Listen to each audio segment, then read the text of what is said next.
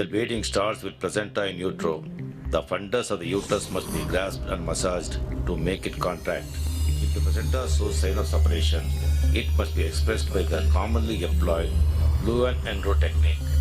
If the placenta is not separated, no attempt should be made to express it.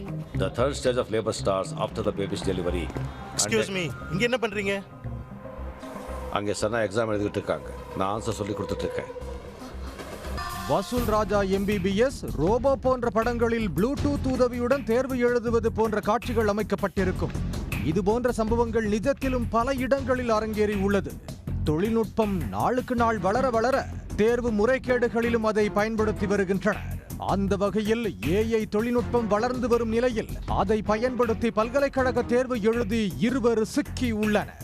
தேர்வு மோசடி நடந்தது எப்படி? ஹைதராபாத் மத்திய பல்கலைக்கழகத்தின் கற்பித்தல் அல்லாத துறையில் ஜூனியர் அலுவலக உதவியாளர் பணிகளுக்கான ஆட்சேர்ப்புக்கான அறிவிப்பு சமீபத்தில் வெளியிடப்பட்டது.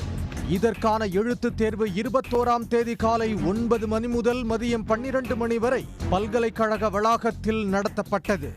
இந்த தேர்வில் ஹரியானாவைச் சேர்ந்த 30 வயது அனில்குமார் எழுத்துத் தேர்வுக்கு வந்தார். அவர் தேர்வு எழுதி கொண்டிருந்த போது அனிலின் ப்ளூடூத் ஹெட்செட் மீண்டும் மீண்டும் பீப் சத்தம் அடித்துக் கொண்டே இருந்தது. இதனால் தேர்வு மையத்தில் உள்ள கண்காணிப்பாளர் அவரை சோதித்த போது அவரது சட்டையில் இணைக்கப்பட்ட ஸ்கேனரையும் அவரது வயிற்றில் இணைக்கப்பட்ட மின்னணு சாதனங்களையும் கண்டார். அவர் தேர்வு தாளை ஸ்கேன் செய்து கழிவறைக்கு சென்று காதில் உள்ள ப்ளூடூத் ஹெட்செட் மூலம் பதில்களை கேட்டுக்கொண்டே தேர்வு எழுதி கொண்டிருந்தது கண்டறியப்பட்டது. அதன் பிறகு மற்ற மாணவர்களையும் சந்தேகத்தின் பேரில் சோதனை செய்தனர். ஹரியானாவைச் சேர்ந்த சதீஷ் என்ற மற்றொரு இளைஞரும் அதே தேர்வு கூடத்தில் இதே போன்று தேர்வு எழுதி கொண்டிருந்தது கண்டறியப்பட்டது.